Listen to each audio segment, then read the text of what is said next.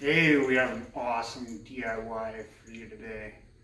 We took our solar panels from last time, made the electricity come in, goes through our charge controller, charges all those laptop batteries we were talking about, and now we've got speakers and lights and a fuse box, and it comes down to power our train. And we're eventually going to have air conditioner here. So for DIY today, I want to talk about how to put together the train and program it. We got two wires here at different voltages. One comes down and is converted to 4.7 volts. Powers our D1 Mini 8266 microcontroller. And then it also powers our motor controller, DC motor controller, which takes the other wire, comes in at 24 volts. So we have to max it at 26 volts through pulse width modulation for the tracks. We've also added an RFID scanner so that we can use these little tags. And we'll eventually 3D print some coins or something to put them on. And they'll do different things. Like make the lights go to a different number. See the light turn to a 2? Or it'll play a song.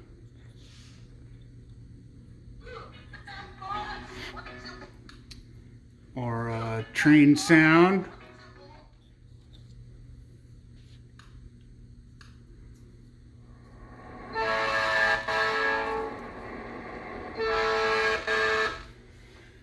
So, we also got a controller for Brogan, so he can start up the train, control the speed, make it go the other direction, and we want to make it a little more user-friendly, so we're putting it on a little visual thing for him, so now he can stop it, make it go faster, slower.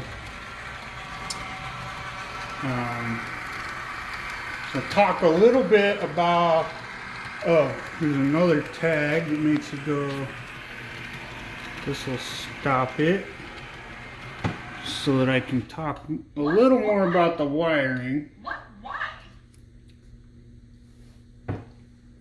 See, this wire comes out of the DC motor controller, and I found that pulse width modulation of about 196 hertz is the best. And the wiring comes out of the DC motor controller under the table. I got to split it amongst a couple on the bus bar.